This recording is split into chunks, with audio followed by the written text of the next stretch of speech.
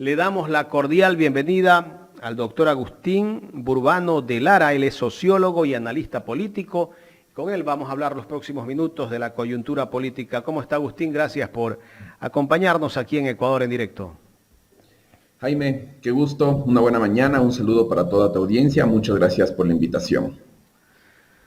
Agustín, bueno, es importante conversar este tema que está viviéndose en la Asamblea. El día sábado, 104 votos o 104 asambleístas votaron a favor de un informe de la Comisión Ocasional que recomienda el juicio político al presidente Guillermo Lasso. Resulta que 2 días después, 48 horas después, como lo dije al inicio de este programa, no terminaban de digerir todo y cambian de postura. Asambleístas de 2 bloques, de la Izquierda Democrática y de Pachacutic. Ayer escuchaba a Enrique Chávez, que es el presidente nacional de la Izquierda Democrática, que decía que ellos no se van a prestar para la desestabilización del Ecuador. ¿Cómo analizar estas posturas de estos políticos que un día sí y un día no? Bueno, habría 2 formas de responder esta pregunta. La primera, cuestionando de una manera política la afirmación que ayer realizó el presidente de la Izquierda Democrática, y la segunda, analizando desde una perspectiva más sociológica el por qué están actuando como actúan. Voy a empezar por la primera, y es culpar de desestabilización en este momento a las y los asambleístas que están iniciando un juicio político es francamente romper un principio mínimo de representación con la ciudadanía. Los malestares que el Ecuador viene experimentando desde hace más de 2 años, desde que inició el gobierno de Guillermo Lasso, los malestares vienen desde mucho más, pero los malestares que el Ecuador viene experimentando en estos 2 años no han recibido una mínima atención debida por parte del gobierno y tampoco han sido objeto de una política pública clara. Yo me estoy rompiendo la cabeza y no te puedo decir, más allá del exitoso proceso de vacunación que se cerró en los primeros 90 días del gobierno de Guillermo Lasso, una política pública efectiva que ataque o el problema de la desnutrición infantil, o que se haya hecho cargo de que 60,000 niños y niñas en la región costa hayan iniciado el último periodo escolar sin condiciones adecuadas en las aulas, o que vayas a un hospital y no un subcentro de salud tipo A, tipo B, tipo C, no encuentres ni siquiera paracetamol, que hayamos roto un récord perverso en la tasa de homicidios cada 100,000 habitantes. Ecuador cerró el año anterior con 25 homicidios cada 100,000 habitantes, superando Colombia. Tenemos 2 ciudades que tienen la misma cantidad de homicidios y de violencia en la vida cotidiana que las ciudades asoladas y asediadas por el narcotráfico. Estamos hablando de Esmeraldas y de Guayaquil. No le deben nada a comparación de ciudades del mismo tamaño en México, en Centroamérica o el Caribe. Entonces, en ese sentido, decir que enunciar un malestar frente al gobierno de Guillermo Lasso es desestabilizar, me parece francamente comportar una actitud de desidia y perversa inclusive contra las ciudadanías. Las ciudadanías están sufriendo, la gente en Ecuador se está muriendo. La gente en Ecuador ya no es que está preguntando el empleo, el desempleo, no tengo trabajo, no sé cómo llegar a fin de mes. La gente en Ecuador se está preocupando por no morir, porque no le vacunen, porque no le secuestren. Entonces, en ese sentido, son muy poco felices de esas declaraciones. Por el otro lado, lo que yo te diría es que lamentablemente lo que hicieron organizaciones políticas, en este caso como Pachacutic o como Izquierda Democrática, al votar el informe de la comisión extraordinaria, donde se publicó todas las evidencias que existen y las inconsistencias que existen en las versiones del gobierno por el caso Gran Padrino, lo que terminan haciendo es creando las condiciones para abrir el mercado de los votos. Es como decir, votaron el informe y con eso levantaron al ánfora y le dijeron al gobierno, hey, señor Henry Cucalón, estamos listos para negociar nuestros votos en la asamblea.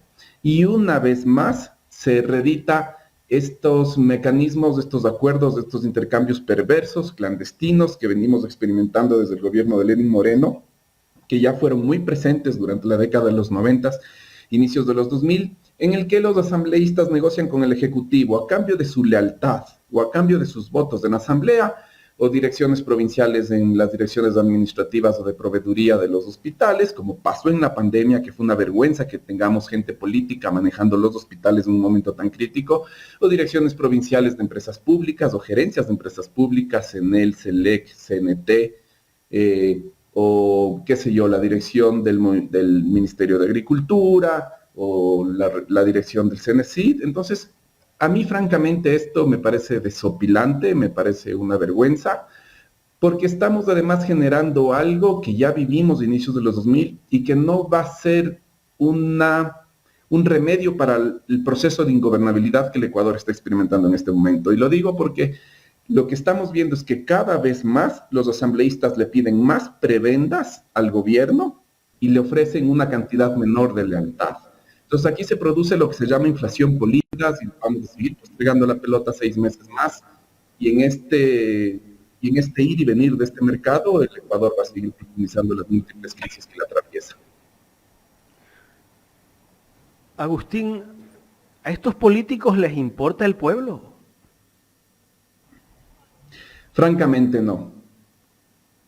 La respuesta es así, cortísima, no. Ya se ve muy claramente que hay el predominio de estrategias individuales por generar procesos individuales de acumulación de poder y acumulación de riqueza. El principio de representatividad está roto y el discurso este discurso anticorreísta y anti-Leonidas Diza, del cual abrevan mucho Pachacutic y Conalle, es la fórmula legitimadora de estos comportamientos perversos y corruptos. Claro, porque nosotros nos ponemos a analizar el discurso de Salvador Quispe, de Pachacutic, analizo el discurso de Enrique Chávez, que es el presidente de la Izquierda Democrática, el mismo Alejandro Jaramillo, que en algún momento estuvo, yo creería, del lado de los rebeldes, tenía una postura muy dura contra el gobierno, y lo vemos ahora del otro lado, y con otro discurso. Ricardo Vanegas, pues bueno, al comienzo tuvo acusaciones del presidente de la Comisión de Fiscalización, de que tenía negocios con Petroecuador, el caso Oro Negro, y lo vemos ahora que ha conformado o es parte de un frente anticorrupción donde está Villavicencio. Y casi que lo vemos al doctor Vanegas en una posición de defensa al presidente de la República. Y porque llegaron a comprometer de manera orgánica sus procesos de enriquecimiento personal, ya sea de poder, ya sea de participación en el gobierno, ya sea también de prebendas, al proyecto de gobierno. Entonces, al defenderle al gobierno, se están defendiendo a sí mismos. Y tienen el desparpajo de defender un gobierno que se atrevió a llamar a más de la mitad de la población terrorista por votar no en las consultas, en las preguntas de la consulta popular, que nos llamó de delincuentes, que nos llamó de narcotraficantes, y que además termina perdiendo una consulta popular en la que casi el gobierno pregunta: ¿usted está a favor o en contra de la fiebre? Entonces, preguntas a mí me parece obvias que casi. sí, pero las perdí. O sea, yo entiendo que el gobierno hubiese perdido la consulta popular con preguntas realmente conflictivas o polémicas, pero el mensaje que se imprimió en esa consulta popular fue clarísimo de rechazo al gobierno, fue un mensaje clarísimo de malestar contra el gobierno. Les vamos a llamar a los más de 30 niños que murieron con cáncer porque no tuvieron medicamentos provistos en el sistema de salud desestabilizadores. Vamos a llamar a todas las mujeres que están experimentando experiencias como la de María Belén Bernal desestabilizadoras. Es evidente que el gobierno tiene un pacto clandestino y está siendo gobernado por algunos generales. Es evidente en el caso del Gran Padrino que hubo chantajes y presiones con el informe al gobierno. Es decir, tenemos un gobierno que no tiene, primero, ni el conocimiento para generar las políticas públicas que nos saquen de esta crisis, y no tienen el conocimiento porque no creen en el Estado, porque son libertarios. El libertario no cree en el Estado, y esto es algo que yo remarco y remarco en todas las entrevistas y no me quiero cansar, pero que gobiernen libertarios es como que le den a un ateo el gobierno de la Iglesia Católica. Si no crees en el Estado, no vas a aprender de las formas en cómo el Estado tiene que intervenir a la sociedad. Entonces no vas a aprender de políticas públicas. Entonces no puedes producir efectos en lo social desde el Estado. Entonces no saben generar políticas públicas y por lo tanto no pueden atender la multiplicidad de crisis que nos están atravesando. Lo único que les está interesando al gobierno en este momento es tener en las reservas la cantidad de dinero necesaria para poder satisfacer sus transacciones comerciales con el extranjero y para poder pagar los bonos de la deuda que están en manos de las mismas redes económicas, de las élites financieras que nos gobiernan.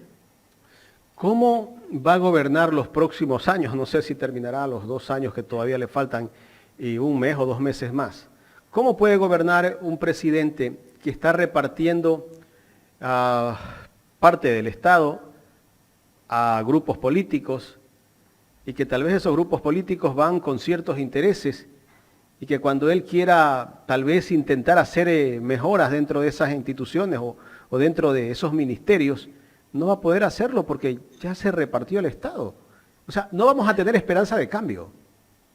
Es que lo que dices, Jaime, es tristísimo, porque es cierto, pero es tristísimo porque le estamos diciendo al gobierno, ya vamos 2 años sin política pública, necesitamos política pública, y digamos que en el mejor de los casos les tomó 2 años de curva de aprendizaje, que ahora después de 2 años ya más o menos entienden cómo funciona el Estado y más o menos van a ejecutar políticas públicas. Y no van a poder, porque ese Estado está fraccionado, ese Estado está vendido como en botica, ese Estado está repartido, ese Estado está roto, ese Estado está prebendalizado, está patrimonializado. O sea, con toda la repartija que ha sufrido en el Estado, en las instituciones del Estado, inclusive del Consejo de la Judicatura, cuando fue el juicio político del Consejo de la Judicatura, sobraba la evidencia de cómo se fueron posesionando notarías a personas allegadas a algunos asambleístas claves. Entonces, si quisieran hacer política pública y en el caso de que ya hubiesen aprendido, no van a poder porque el Estado no les va a funcionar. Y lo que dices es tristísimo porque es lo que pasó en la pandemia. Teníamos personas no expertas en el sistema hospitalario gestionando el sistema hospitalario y eso fue una tragedia. La gente se moría en las calles. Entonces, la verdad, lo único que veo es que por este año le van a tratar de sacar el jugo lo más que puedan al gobierno. Va a sobrevenir de nuevo procesos sociales de movilización, porque las múltiples crisis que nos atraviesan son de vida o muerte. Entonces la Asamblea de nuevo va a volver a reaccionar y yo no sé si va a terminar siendo ya demasiado tarde. Lo otro que te quería decir antes es que la situación del Ecuador es tan crítica que necesitamos un gobierno que tenga un mínimo de legitimidad para tomar una decisión vinculante para toda la sociedad. Los problemas son de tal magnitud que necesitamos que la persona que diga, o la fuerza política que diga, vamos a resolver nuestro problema de salud de esta manera, y vamos a resolver nuestro problema de las pensiones jubilares del sistema de seguridad social de esta manera, y vamos a resolver el problema de la violencia y la inseguridad de esta otra manera, tenga un mínimo de legitimidad. Porque si un gobernante que no tiene legitimidad trata de establecer una decisión que sea vinculante y obligatoria para toda la sociedad, nadie le va a obedecer simplemente. Entonces, inclusive necesitamos a alguien con un mínimo de legitimidad, por derecha, por izquierda, por centro, no importa por dónde, pero necesitamos a alguien con un mínimo de legitimidad y Guillermo Lasso no la tiene. Claro, se está notando, a pesar de que el gobierno dice que está haciendo todos los esfuerzos necesarios para solucionar los problemas que tiene el país, que ha invertido la mayor cantidad de recursos, es el gobierno que ha invertido la mayor cantidad de recursos en la historia de la República, cosa que es mentira, porque si vemos solamente en el tema seguridad, la situación es terrible. El otro día veía un video de un policía que iba con un paraguas dentro del vehículo, cubriéndose de la lluvia. Yo vi, no vi el video, yo lo vi y lo grabé a un policía que iba en una moto empujando al compañero que iba en la otra moto porque la moto se le había quedado dañada. La gente todos los días es asesinada en las calles, en sus casas, en cualquier sitio. Sigue ganando terreno el tema de la extorsión o vacunas, el tema de la delincuencia. Estamos casi como lo dice el doctor Jorge Acosta, por la pata de los caballos. Y las salidas que tenemos institucionales para esto son la revocatoria del mandato, procesos de destitución o juicio político. La revocatoria del mandato está bloqueada en el sistema electoral. De nuevo se reactivó como para tratar de gestionar el malestar dentro del Tribunal Contencioso Electoral, pero la revocatoria del mandato debió haber salido hace casi 1 año y todavía no está. Entonces, no me digan que hay otras salidas institucionales que hay que apostar porque el sistema no ha funcionado por ese lado. Y por el lado del juicio político, a mí me recontra sorprende que tengamos abogados y constitucionalistas que se dicen liberales y sean los primeros en dar al juicio político un tratamiento penal. Hay algo que dijo en una entrevista contigo, David Chávez, que para mí es tal cual y tiene toda la boca llena de razón. Este es un país en el cual a los juicios políticos se les da un tratamiento penal y a los juicios penales se les está dando un tratamiento político. Porque los señalamientos, las observaciones de personas que en su momento estuvieron no solo con observaciones críticas, enfrentadas a la Revolución Ciudadana, que denunciaban ciertas prácticas de la Revolución Ciudadana, han señalado ausencias y faltas al debido proceso en los juicios que se han seguido por el caso Sobornos, por el caso Arroz Verde, por el caso Singue, y puedo seguir. Pero lo curioso es que esos casos se les da un tratamiento político, se encarcelan políticos, se proscriben personalidades políticas por la fuerza de las circunstancias, como si fuera un juicio político, pero de repente cuando tenemos un verdadero juicio político en la asamblea, entonces ahí sí nos ponemos penalistas y y esperamos que sea en la asamblea que se haga un tratamiento penal de las pruebas. El juicio político es una institución que es fundante de la democracia liberal. Es el principio fundante en el cual el liberalismo en Europa, ya sea en Inglaterra o ya sea en el continente o ya sea en Estados Unidos, restituyó al pueblo el lugar y el poder del soberano. Porque lo que te dice el juicio político es que el pueblo siempre tiene, a través de sus representantes, la posibilidad, la facultad de recobrar ese poder que se ha delegado de manera temporal y regulada sobre el mandatario, pero el soberano no deja de ser nunca el pueblo. Entonces a mí me sorprende que tengamos abogados constitucionalistas liberales hablando en contra del juicio político, porque es la expresión además más antidemocrática. Juicios políticos se han visto en la historia del siglo XX, del siglo XXI en la humanidad, aquí en América Latina y en la región del hemisferio occidental. Crisis de confianza en gabinetes y en primeros ministros y en presidentes por cosas mucho menos graves de lo que está sucediendo ahora. Es decir, tenemos un presidente cuyo personero de máxima confianza, Hernán Luque, trabajador desde 1993 del Banco de Guayaquil, vicepresidente del Banco de Guayaquil, que lo visitó más de 40 veces en Carondelet, porque eso dicen las bitácoras del informe de Gran Padrino, lo visitó más de 40 veces en Carondelet. Es el capo de un esquema de corrupción que involucra a todas las empresas públicas, que provocó la salida, primero, a la luz pública de operadores que tienen inclusive contactos con la mafia, como Rubén Cherres, de operadores como Leonardo Cortázar y como Roberto Burneo, que provocó la salida de Cenel de Antonio Icaza, que provocó la salida de Select de Nicolás Andrade, que provocó la salida de Petroecuador de Ítalo Cedeño, que provocó la salida de Ecuador de Hugo Aguiar, que provocó la salida de Flopec de Osvaldo Rosero, que está emparentada con la denuncia que en su momento hace Estupiñán sobre lo que estaba ocurriendo en Flopec. Es decir, hay un tipo que está probado cómo tuvo todo este armado de corrupción que ha provocado la salida de personas de la más alta jerarquía del gabinete de Guillermo Lasso. Y tiene el desparpajo de decirnos primero que Hernán Luque salió, esto lo dijo en diciembre, salió del gobierno porque quiso cambiar de rubro, porque quiso cambiar su actividad profesional. Y luego a los 15 días, dicen en una entrevista con Milton Pérez, que en realidad lo sacó por torpe, al tipo que lo tenía cuidando sus intereses personales y particulares desde 1993. Entonces, si esto no es causal de juicio político, la verdad, yo ya no sé qué es causal de juicio político. En Uruguay renunció un vicepresidente por haber hecho un gasto de $600 con una tarjeta de crédito que no era individual. O sea, yo no sé qué parámetro queremos poner aquí para decir que el juicio político al presidente Lasso no es un mecanismo eficaz y eficiente para demostrar que se ha roto la confianza en el Ejecutivo. El presidente nos miente en la cara y en la asamblea, asambleístas, o como Alejandro Jaramillo, o como Héctor Vanegas, o como Salvador Quispe, nos empiezan a decir que lo que hay aquí en realidad es un tongo de la Revolución Ciudadana con el Partido Social Cristiano para desestabilizar al gobierno.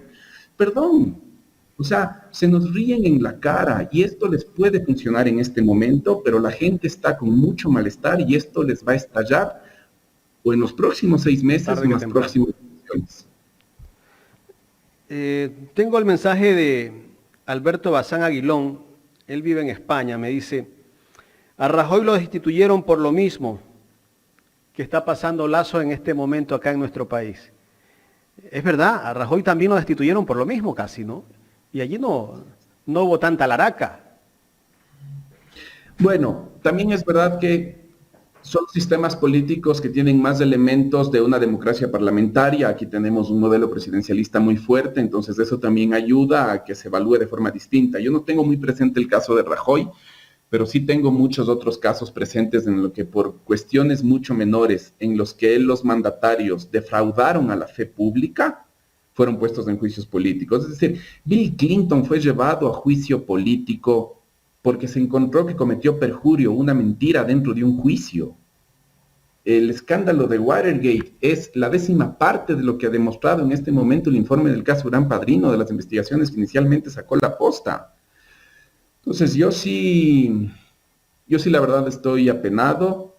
Me parece que tenemos un funcionamiento perverso del sistema político en este momento y me parece que esta historia, este cuento, este discurso legitimador de Pachacuti, que es de la izquierda democrática, de que no se van a prestar para beneficiar al correísmo, está teniendo un precio muy caro, y ese precio muy caro es que vamos a continuar teniendo personas que no van a tener un tratamiento adecuado y un servicio adecuado en el sistema de salud y que se están muriendo, y que vamos a tener un ascenso de los homicidios cada 100.000 habitantes de este año en el país, que va a llegar, si es que hacemos una proyección lineal de 25 homicidios que cerramos en diciembre del 2022, a 40 homicidios cada 100.000 habitantes, que es la tasa lineal en la que estaríamos cerrando este año de seguir las cosas del curso en el que están siguiendo.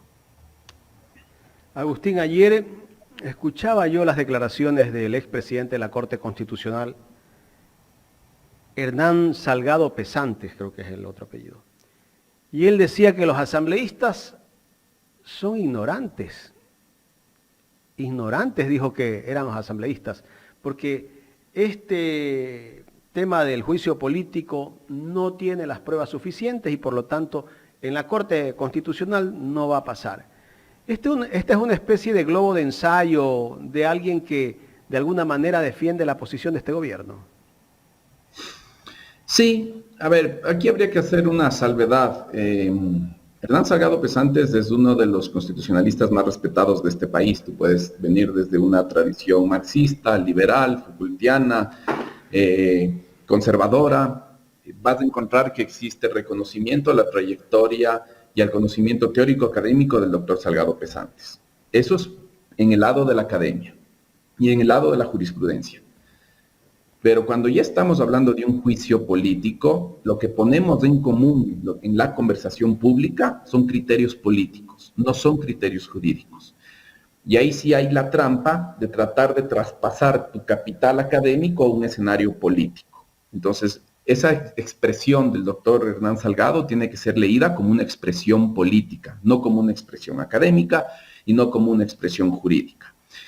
A mí siempre me llama la atención cómo la asamblea, el principio de conformación de la asamblea es la representación, y la representación es nada más y nada menos que la persona que esté allí gracias a que la población lo delegó vía su voto, represente las demandas y los malestares de la sociedad. Entonces, aquí es curioso porque cuando alguien representa de verdad en la asamblea los intereses de quienes lo votaron, lo empiezan a llamar ignorante, lo empiezan a llamar que no conoce nada de los procedimientos de la política. El caso más claro fue el que hace mucho tiempo tuvo Agustín Delgado. Agustín Delgado, con esa caricatura de Bonilla, lo defenestraron, lo acabaron por no poder leer de forma corrida, de manera como se hubiese esperado, un discurso en la asamblea. Pero Agustín Delgado era un exfutbolista, es un exfutbolista, y fue el único exfutbolista que se encargó de representar a su gremio de futbolistas y que tramitó reformas legales para que todos los futbolistas estén afiliados a la Seguridad Social, porque hasta ese entonces no estaban afiliados a la Seguridad Social. Ese es el principio de representación. La representación no es que tengas 2 PhDs y vayas a la asamblea y hables bonito para las actas. La representación es que tú logres desde la asamblea las reformas y las transformaciones sociales y legales, sobre todo, para que los sectores que apostaron por ti puedan mejorar su vida cotidiana, puedan experimentar un poquito más de bienestar. Entonces, la verdad que la declaración del doctor Salgado hay que leerlo como una declaración política y más allá de todo el gran reconocimiento que tiene en el ámbito académico y jurídico, es imposible traspasar todo ese capital a esta declaración. Es una declaración política como la puedo hacer yo, como la puedes hacer tú, como la puede hacer cualquier persona. Agustín, ¿tú crees que a este presidente le interesa el país? ¿Le interesa que el país cambie? Jaime, yo creo que estamos sufriendo esto por un capricho. O sea, yo creo que si es que el presidente Lasso haría terapia, la única persona que sabría por qué carajos estamos en esta situación sería la persona que le haga terapia al presidente Lasso. Yo creo que era el escalón que a él le faltaba para estar en la cima, en la cúspide del reconocimiento social. Es uno de los hombres más poderosos del país, es una de las personas más ricas del país, es una de las personas más influyentes en el sistema político del país. Fue parte del gobierno de Yamil Maguad, fue parte del gobierno de Lucio Gutiérrez, fue parte del gobierno de Lenín Moreno, y ahora le faltaba ser el autor de su propio gobierno. Creo que a Guillermo Lasso le importaba eso, le importaba el capricho de llegar a la cúspide. No creo que le importa mucho en ese sentido el país. Lo que sí te puedo decir es que también es evidente que viven en una burbuja y tienen una idea muy limitada de lo que es del país. Quizás de ese país que conocen, el país de San Borondón, el país del Bankers Club, el país de los negocios en la bolsa, el país de cómo voy a sacar mi dinero para comprarme un departamento en Panamá, cómo voy a sacar mi dinero para comprarme un departamento en Miami, quizás de ese es del país que les importa. Y quizás por eso es que quieren reducir el impuesto de salida de divisas, y es que por eso están permitiendo que los dineros que han salido sin pagar impuestos se blanqueen aquí en el Ecuador y tengan exenciones de impuesto a la renta si es que invierten en nuevos emprendimientos aquí en el Ecuador. Ese es el país que les importa. Pero el país de las personas de a pie, el país más popular, el país que depende de los servicios públicos para sobrevivir, el país que en la pandemia, durante el lockdown de la pandemia, necesitaba transferencias de dinero para poder llegar a fin de mes y no recibió nada, ese país, la verdad, siento que ni lo conocen. Y a nadie le puede importar lo que no conoce. Ayer entrevistaba al doctor Felipe Vega de la Cuadra, y el doctor Felipe Vega de la Cuadra lo describía a quien nos gobierna. Dice: pusimos a un gorila con una navaja de afeitar a gobernar, con un discurso labioso y esquizofrénico. Bastante fuerte la descripción que hace el doctor Felipe Vega de la Cuadra. ¿Tú crees que por ahí va el tema del capricho de Lasso? No, yo creo que el capricho de Lasso va por vanidad y va por narcisismo. O sea, yo creo que era el trofeo que le faltaba en la galera. Y también por eso mismo veo que Guillermo Lasso va a estar... En lo que concuerdo con la descripción de Felipe, que por cierto es alguien a quien le deberían preguntar mucho por los temas de seguridad, si es que el gobierno quisiera preocuparse de empezar a enmendar todo el embrullo que tenemos, pero en lo que coincido con él es que la vanidad de Guillermo Lasso es tal que antes de ver manchado su currículum, el presidente Lasso fue electo en febrero del 2021 y fue defenestrado en 2023 o fue defenestrado en 2024, antes de que eso ocurra, Guillermo Lasso va a tomar todas las medidas de última ratio. Y eso significa o muerte cruzada o provocar una represión brutal en la sociedad. Y le veo a Guillermo Lasso por su vanidad yendo por cualquiera de las dos opciones más autodestructivas. Y creo que eso es también lo que eso es lo que le está sirviendo de chantaje para asambleístas de la izquierda democrática y de Pachacutic, que saben que dadas las circunstancias, si vuelve a haber un nuevo proceso electoral, no se van a volver a reelegir. Y creo que eso pesa mucho en asambleístas como Vanegas, eso puede pesar mucho en otros asambleístas como Jaramillo. ¿Tú crees que la fuerza pública se preste para cumplirle las órdenes que esté dando el presidente de la República? Tal vez, bueno, ciertos generales, ¿no? Y me temo que sí, me temo que la policía tiene secuestrado al gobierno. O sea, sinceramente, en un espacio democrático, en un país democrático, es el gobierno civil el que debería subordinar a la fuerza policial, a la fuerza pública. Pero yo veo que aquí la cuestión está invertida, porque yo creo que el gobierno fue chantajeado con el informe del Gran Padrino. Yo creo que Guillermo Lasso ya sabía desde hace mucho tiempo que estaba siendo investigado su cuñado, que existieron irregularidades ahí en el entorno de su cuñado y que las influencias que su cuñado tuvo sobre él fueron funcionales para la corrupción. Yo creo que el presidente ya era consciente de eso y prefirió tapar eso, y el costo de tapar eso es empezar a hacer algunas concesiones a la policía. No dejemos de olvidar que la policía ha recobrado ciertos márgenes de autarquía que antes no tenía. La policía dejó de tener el polígrafo para los exámenes, para las pruebas de admisión dentro de la escuela de oficiales. La policía dejó de utilizar el polígrafo para los exámenes de confianza. La policía volvió a tener participación en el manejo del control fronterizo del país. Eso es algo que se había reformado y que estaba exclusivamente en manos de civiles dentro del Ministerio del Interior.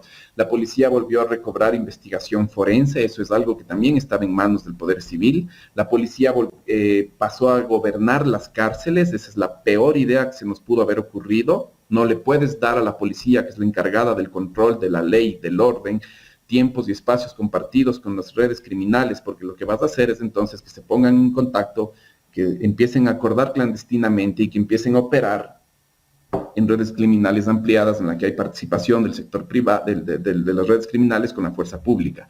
Entonces yo creo que la policía fue ganando tales márgenes de autonomía y ahora es muy difícil recortarlos y ahora es muy difícil volverlos a someter al poder civil. Y la prueba más grande de eso es cuando Guillermo Lasso, con el caso de María Belén Bernal, quiso pedir la renuncia, pidió la separación de los generales que tenían responsabilidades directas en lo que había sucedido y a las 2 semanas los generales regresaron con el cuento de que se habían ido de vacaciones. El presidente tuvo que decir que gobernar es saber retractarse y tirarse para atrás, a tal punto que tuvo que sacarle al ministro Patricio Carrillo del gabinete, porque fue el ministro que solicitó la cabeza y la baja de los generales implicados en el caso de María Belén Bernal. Entonces, lamentablemente, yo veo un gobierno que está subordinado a la policía y veo una policía que con sus mensajes de comunicación, sus campañas de respaldo al presidente, está mandando mensajes de que se va a jugar por este gobierno hasta las últimas consecuencias, porque este gobierno ha permitido la reproducción libre, descontrolada y desgobernada de sus intereses. Y aquí sí te voy a decir algo, pero va a ser imposible que en este país solucionemos los problemas de inseguridad y de violencia que nos aquejan sin un proceso profundo de reforma y de modernización de la fuerza pública, de la policía, pero también de los militares. Lo que sucedió con el radar en Montecristi es una vergüenza, y es una vergüenza que hasta ahora no exista un solo responsable. Correcto. Ya para terminar el tema de la Asamblea, Agustín, ¿quién debe de liderar esos acuerdos, ese tipo de acuerdos que va a favor del juicio político del presidente de la República? UNES, no sé si tal vez hay una persona que lidera esto, pero debería haber un asambleísta que sea el que tiene que estar llegando a ciertos acuerdos, porque también hay que hacer tratos políticos dentro de la Asamblea Nacional, si se da el caso del juicio político. Exactamente. Y a mí hay una declaración del Partido Social Cristiano que me llama un poco la atención. El Partido Social Cristiano, a través de las entrevistas o del asambleísta Almeida o de las intervenciones del jefe de bloque, de Esteban Torres Cobo, ha dicho que quieren participar del proceso de juicio político, pero que no quieren estar en el último vagón del coche, no quieren ser invitados o convidados de cola, quieren ser partícipes y quieren estar en el espacio de decisión y de creación y de producción del juicio político. Quieren tener autoría intelectual y autoría política sobre ese proceso. Y a mí me llama profundamente la atención que no lo hayan sentido, que no lo estén experimentando, porque sí creo que entonces la Revolución Ciudadana, que UNES debe revisar por qué no está logrando incorporar con facilidad a otras identidades políticas en sus iniciativas. Ya no te digo en su proyecto político, porque ese es otro debate, porque cuando uno empieza a decir por qué no puede la Revolución Ciudadana incorporar a una parte significativa del movimiento indígena dentro de su proyecto político, no subordinándolo, sino incorporándolo, ahí hay todo un debate, pero ya me llama la atención, entonces también creo que sí estaría bueno poner un poco el freno y darle un espacio a esas reuniones bilaterales y esa diplomacia legislativa para que otras fuerzas políticas, aún a pesar de no tener toda la musculatura y toda la representatividad y toda la legitimidad que tiene UNES en la Asamblea, puedan acompañar y puedan sentirse autoras políticas de este proceso. Creo que ahí quizás habría que hacer un esfuerzo mayor. De todas maneras, viendo las declaraciones de Alejandro Jaramillo, viendo las declaraciones de Salvador Quispe, viendo los idas y vueltas de Pachacuti, de la izquierda democrática, viendo las posturas de algunos asambleístas del bloque de acuerdo nacional, esos asambleístas de alquiler que se consiguió el gobierno, me temo que no va a existir la correlación de fuerzas para el juicio político. Eso no quita. Yo creo que de cara a la ciudadanía hay que proseguir con el proceso y hay que dejarlos en evidencia. Nos dices que tal vez no hay los votos, porque en realidad como vemos algunos bloques, a dos bloques que se están prácticamente haciendo a un lado, eso va a pasar seguramente, ¿no? ¿Y qué opción nos queda después de esto?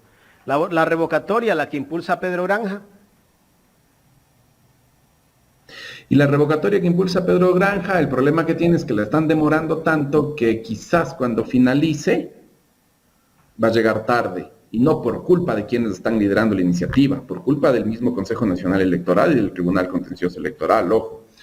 Entonces, lo que nos va a quedar nuevamente es las calles. La movilización en las calles va a significar periodos de intermitencia en la circulación comercial, productiva, económica de este país, va a significar agravar los problemas de desempleo, va a significar agravar los problemas crediticios que grandes sectores de la economía, de las familias, de las pequeñas empresas ya tienen.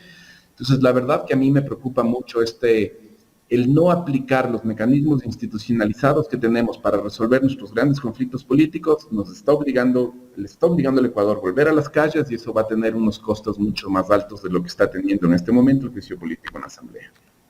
Agustín, me gustaría que me des tu criterio sobre el caso del expresidente Lenín Moreno, bueno, que está siendo procesado penalmente, y él estuvo en una entrevista con Fernando del Rincón en CNN, y le vamos a dar play justamente a ese video para que después me des tu criterio. Realmente en lo que está ocurriendo existen bastantes cosas sumamente extrañas, y si se las comento usted va a tener también, creo, el mismo criterio. No pienso que ha sido una investigación, yo pienso que se ha llevado a cabo una real persecución, por primera vez en la vida. Óigame, Fernando, por primera vez en la vida política del Ecuador. Se lleva a juicio a toda una familia, a esposa, a hijos, a yernos, a cuñados, a hermanos, etcétera, etcétera. Es la primera vez en la vida que esto ocurre, Fernando. Parece que es el nuevo sistema que implementa el socialismo del siglo XXI para aterrorizar, para atemorizar a la gente. Ellos están envalentonados, Fernando. Están envalentonados porque ganaron las últimas elecciones. Expresidente Moreno, déjame hacer un punto ahí. Y perdón, expresidente Moreno, yo entiendo lo que me está diciendo. Toda una familia sí llama sumamente la atención. Le recuerdo algo.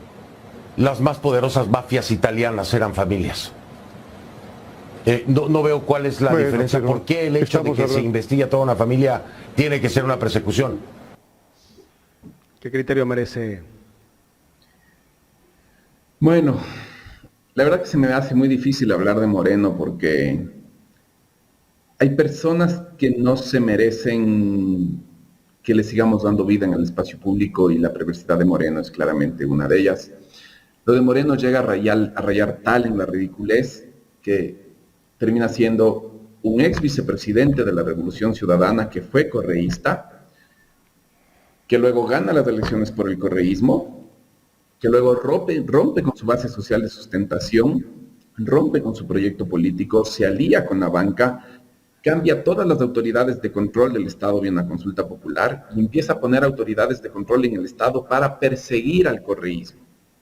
Y ahora esa autoridad puesta para perseguir al correísmo lo persigue a él, según él, porque esa autoridad ha terminado siendo correísta. Entonces, ya con este nivel de locura, ya no hay un principio, ya ni siquiera hay un principio de lectura, de acercamiento, de entendimiento de la realidad básico. O sea, ya es patológico decir que es el socialismo del siglo XXI el que le está persiguiendo a Lenín Moreno. Entonces, eso por una parte. Y por el otro lado, creo que la Fiscalía es una caja muy opaca.